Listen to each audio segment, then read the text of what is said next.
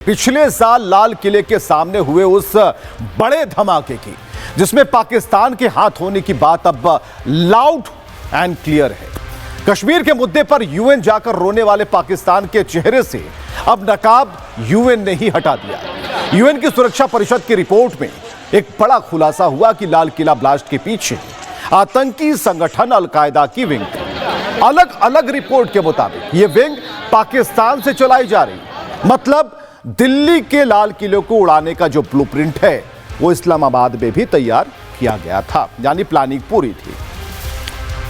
अब यूएन की रिपोर्ट में जो खुलासे हुए हैं वो सब एनआईए की रिपोर्ट से बिल्कुल मैच है, मेल खाते। एनआईए पहले ही साफ कर दिया था एनआईए ने कि इसमें पाकिस्तान का हाथ है और लंबी जांच चली थी, उन सबूतों को खंगाला गया था। यानी एनआईए ने पहले ही बताया था कि गड़बड़ है और आज उसकी तस्दीक यूएन की रिपोर्ट भी करती है। रिपोर्ट देखिए।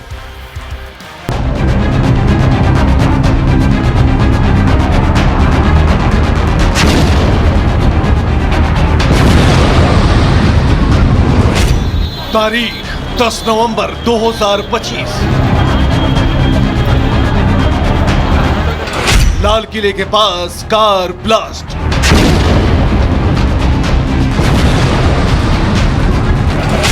ग्यारह लोगों की मौत और कई घायल। पीछे ही है। ये गाड़ी में ही थे क्या भाई? गाड़ी में ही थे? नहीं साइड में क्या बोलते हैं? आतंकियों का कारनामा, लेकिन सवाल कौन और किसका हाथ?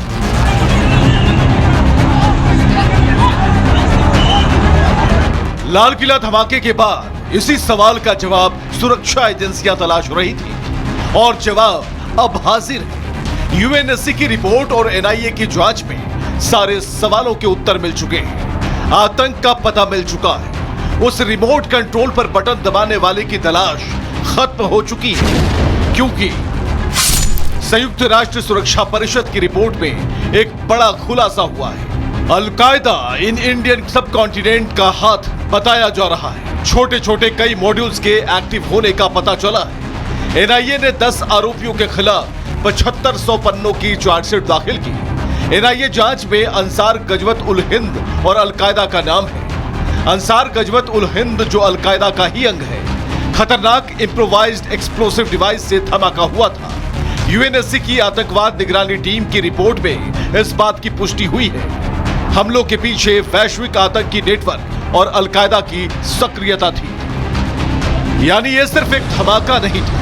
जांच एजेंसियों के मुताबिक इसके पीछे एक ऐसा नेटवर्क था जिसकी सोच भारत की संवैधानिक व्यवस्था को निशाना बनाने और हिंसक तरीके से अपनी विचारधारा थोपने की। यह बिल्कुल गजवाए हिंद का एक और नया संस्करण जैसा है और यही कारण है कि अब संयुक्त राष्ट्र की रिपोर्ट ने इस मामले को अंतर्राष्ट्रीय आतंकवाद के बड़े संदर्भ में रख दिया है, क्योंकि आतंक का केवल चेहरा बदला है, आतंकवादी नेटवर्क की रणनीति बदली है। सीमा पार से अलग स्थानीय मॉड्यूल एक्टिव है। कट्टरपंथी विचारधारा फैलाने की साजिश है। लॉजिस्टिक नेटवर्क बनाने की रणनीति है। किसी बड़े हमले के लिए हथियार जुटाना मकसद है। राष्ट्रीय संपत्ति को निशाना बनाने पर जोर है। एनआईए की जांच का दायरा कार में खुद को उड़ा लेने वाले हमलावर के पीछे काम कर रहे पूरे मॉड्यूल को तलाशना था। धमाके के बाद जो कार्रवाइयां हुई और जो चीजें बरामद हुई वो बता रही हैं कि आतंकियों की प्लानिंग बहुत बड़ा नुकसान पहुंचाने की थी, क्योंकि एनआईए ने दिल्ली और लगे इलाकों में छापेमारी की थी। फरीदाबाद से लगभग 2900 किलोग्राम विस्फोटक मिला था। बम बनाने वाले इलेक्ट्रॉनिक सर्किट बरामद किए गए थे। TATP यानी कि ट्राई एसीटोन ट्राई परऑक्साइड विस्फोटक मिला। AK-47 राइफलें, ग्रेनेकोव राइफलें, टाइमिंग डिवाइस बरामद किए गए। Ghosh SIM card, dual phone protocol वाले मोबाइल और डिजिटल डिवाइस मिले। तो सारे राज खुल गए और पता चल गया कि किसके इशारे पर यह सब कुछ हुआ। और पाकिस्तान अगर अभी भी आतंकियों से अपने संबंध छिपाना चाहे तो उसे वहां के पूर्व गृह मंत्री की यह बात सुननी चाहिए। इमरान सरकार में गृह मंत्री रहे शेख रशीद का मानना है कि लश्कर का मुखिया हाफिज सईद उनका आका है और उसी की गुलामी से उन्हें पाकिस्तान गृह मंत्री की कुर्सी मिली। इसके ज्यादा सबूत और क्या चाहिए कि पाकिस्तान में सियासत की फुटबॉल के प्लेयर भले ही शाहबाज या मुनीर हो, कोच तो हाफिज सईद है। अगर आप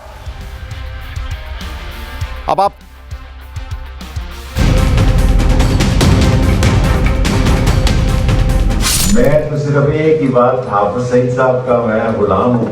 ना चिड़ियां चहकेंगी हिंदुस्तान में, ना बिरला जी के मंदिर में घंटियां बजेगी। वो कहते हैं ना कि कुत्ते की दुम कभी सीधी नहीं होती, और ये बात पाकिस्तान के सियासतदानों और उनके आतंकियों से कनेक्शन को लेकर बार बार जगजाहिर होती है। और इस बार ये आतंक प्रेम जागा है पाकिस्तान के पूर्व गृह मंत्री का। जी हाँ, तस्वीरों में नजर आ रहे ये शख्स हैं पाकिस्तान के पूर्व गृह मंत्री शेख रशीद, जिन्होंने आतंकी संगठन लश्कर-ए-तैयबा के संस्थापक हाफिज सईद को अपना आका तक करार दे दिया। उन्होंने खुद को हाफिज सईद का गुलाम और फॉलोअर बताया। मैं तो सिर्फ एक ही बात, हाफिज सईद साहब का मैं गुलाम हूँ। मैं हाफिज सईद साहब की वजह से सारी मेरे टेलीफोन में से हाफिज सईद साहब का नंबर निकल आया अमेरिका में, और उन्होंने मुझे अमेरिका से निकाल दिया कि हाफिज सईद का नंबर इस बंदे के फोन में से निकला है। हम पाकिस्तान के साथ हैं, हाफिज सईद साहब के साथ हैं।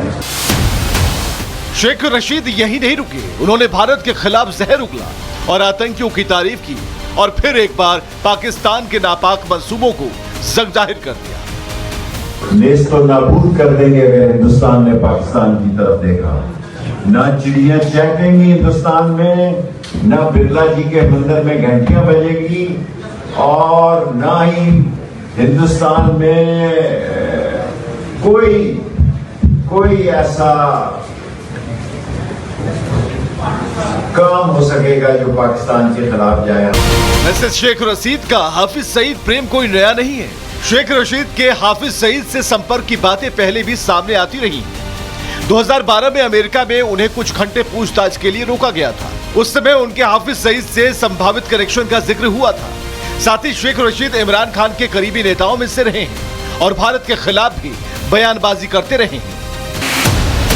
चलिए, ये तो बात शेख रशीद की, लेकिन हाफिज सईद के लिए रशीद प्रेम जागना और भारत को गीदड़ भभकी बड़े सवाल खड़े कर रही है, क्योंकि हाफिज सईद को आतंकी सरपरस्ती करने वालों का आका माना जाता है। हाफिज सईद लश्कर-ए-तैयबा का संस्थापक है। उसे 2008 के मुंबई आतंकी हमलों का मास्टरमाइंड माना जाता है। हाफिज सईद पर भारत में कई आतंकी हमलों में शामिल होने के आरोप हैं। हाफिज सईद को पाकिस्तान की अदालतें सजा भी सुना चुकी हैं। वो फिलहाल पाकिस्तान में 31 साल की सजा काट रहा है।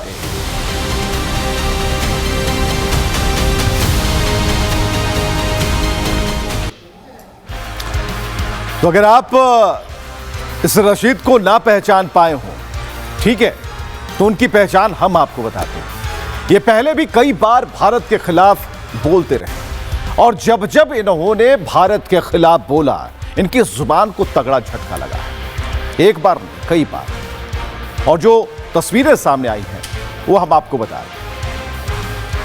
नियतों से वाकिफ हैं, तुम्हारा रस का करंट लगे, खैर है, तुम्हारा रस का करंट लगे, खैर है, कोई बात नहीं, कोई नहीं।